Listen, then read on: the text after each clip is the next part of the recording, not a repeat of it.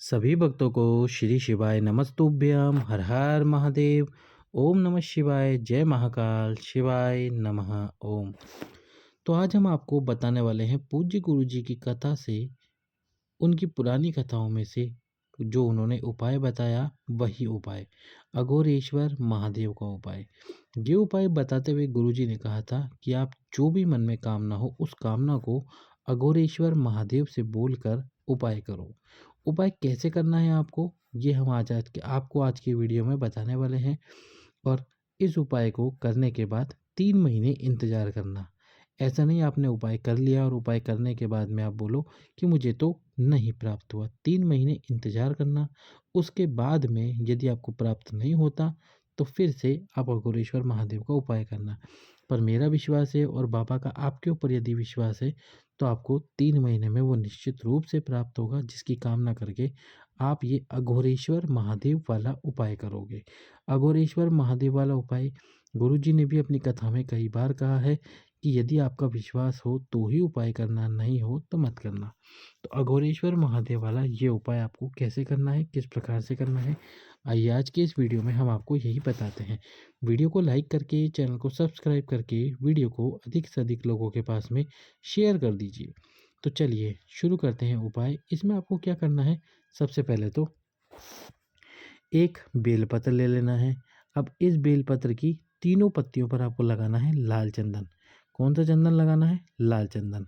लाल चंदन की केवल एक बिंदी लगानी है, पूरे पे लाल चंदन नहीं लगाना, केवल एक एक बिंदी तीनों पत्तियों पर लगा देनी। साथ में आपको रखना है एक दीपक जिसमें घी डला हुआ हो और गोल बात लगी हुई हो। अब आपको क्या करना है, सबसे पहले तो इस बेलपत्र को लेना है और इस बेलपत्र को लेकर बेलपत्री के वृक्ष के नीचे जाना है प्रदोष काल में। कब जाना है? प्रदोष काल में। प्रदोष काल का वर्णन हमने आपको कई बार किया है कि जब सूर्य अस्त होता है तो सूर्य अस्त से 45 मिनट पहले ही और 45 मिनट बाद का जो 1.5 घंटे का समय वो प्रदोष काल होता है। और वैसे तो जब सूर्य अस्त हो वही प्रदोष काल कहलाता है। अब इस प्रदोष काल में आपको क्या करना है, तो अब इस प्रदोष काल में आपको क्या करना है, जो बेलपत्र आपके पास में उस बेलपत्र को इस बेलपत्र के वृक्ष के नीचे समर्पित कर देना। जो मिट्टी हो वहीं पर बेलपत्र के वृक्ष के नीचे समर्पित करना, अघोरेश्वर महादेव के नाम से। कौन से महादेव? अघोरेश्वर महादेव के नाम से बेलपत्र के वृक्ष के नीचे समर्पित करना। बेलपत्र की जो डंडी हो वो आपकी तरफ रखना, अघोरेश्वर महादेव का स्मरण करना। 11 बार अघोरेश्वर महादेव का नाम लेना बेलपत्र समर्पित करने के बाद।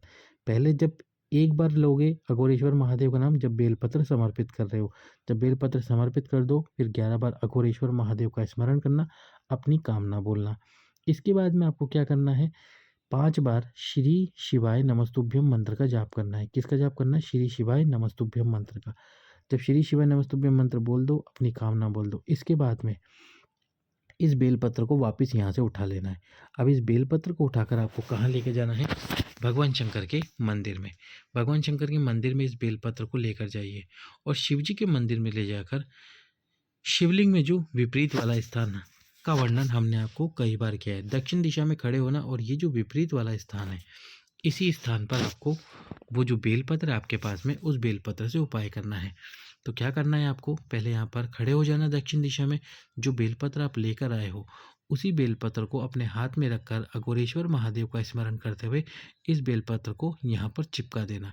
इस प्रकार से लगाना कि बेलपत्र चिपक जाए या बेलपत्र समर्पित हो जाए। यहाँ पर बेलपत्र समर्पित हो जाए, फिर से अघोरेश्वर महादेव का स्मरण करके अपनी कामना को बोल देना, अपनी कामना बोलना। इसके बाद में आपको क्या करना है, जो दीपक है आपके पास में उस दीपक को प्रज्वलित कर देना है। क्या करना है? प्रज्वलित कर देना है।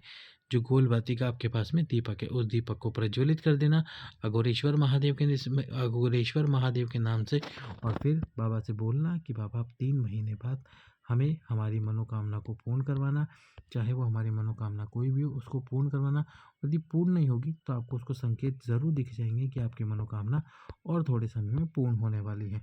यदि 3 महीने में ना हो तो थोड़ा इंतजार करना, हो सकता है बाबा 4 महीने 5 महीने में आपकी मनोकामना को शीघ्र पूर्ण कर दें। चलिए अब दूसरे उपाय की तरफ चलते हैं। गुरुवार के दिन आपको तुम्रुकेश्वर महादेव का ये उपाय ज़रूर करना चाहिए। तुम्रुकेश्वर महादेव के नाम से या फिर तुम्रुकेश्वर महादेव का नाम लीजिए और तुम्रुकेश्वर महादेव के नाम से आपको क्या करना है, गौरी शंकर के मंदिर में। अब गौरी शंकर का मंदिर कौन सा होता है? जिस मंदिर में माता पार्वती भगवान शंकर के निकट ही बैठी होती है, यानी कि सम्मुख में ही बैठी होती है, उसे गौरी शंकर का मंदिर कहते हैं। आपके शरीर में कोई भी तकलीफ चल रही हो, कोई भी रोग चल रहा हो, या शरीर में कहीं भी दिक्कत हो, इसके लिए गुरुजी ने उपाय बताया था कि गौरी शंकर के मंदिर में 7 गुड़ के टुकड़े, यानी कि गुड़ के टुकड़े गौरी शंकर के मंदिर में शिवलिंग पे समर्पित कर देना, माता पार्वती के हस्तकमल पे। समर्पित करने के थोड़ी देर बाद तक इनको यहीं रहने देना और ये 7 गुड़ के टुकड़े वापस उठाकर अपने साथ ले आना। तुम्रुकेश्वर महादेव का नाम भी लेना और साथ के साथ टुकड़े उठाकर ले आना। इसके साथ ही यदि आपके शरीर में कोई रोग है तो डॉक्टर को दिखाना, अच्छे से उसकी जांच करवाना, रोग का पता लगाना और उसके साथ में दवाई भी खाना और ये उपाय भी करना। तो ये जो 7 गुड़ के टुकड़े आप लेकर आए हों, जिस दिन लेकर आए उस दिन से ही शाम को प्रदोष काल में इन गुड़ को खाना शुरू कर देना। गुड़ के टुकड़ों को खाना, 1 टुकड़ा प्रतिदिन खाना। 7 दिन में आपको आपके रोग में, बीमारी में 7 दिन में आपको आपके रोग में और बीमारी में इलाज देखने को मिलेगा, उसमें फ़र्क देखने को मिलेगा। धीरे धीरे वह सही होना शुरू होगा। तो 7 गुड़ के टुकड़े से तुम्रुकेश्वर महादेव के नाम से इस उपाय को ज़रूर करना। चलते हैं हमारे इस वीडियो के तीसरे उपाय की तरफ। यदि अभी तक आपने हमारे इस वीडियो को लाइक नहीं किया है तो वीडियो को लाइक करके, चैनल को सब्सक्राइब करके वीडियो को अधिक से अधिक लोगों के पास में शेयर कर दो। तो एक और उपाय जो गुरुजी ने बताया था पूर्ण गर्भ के लिए।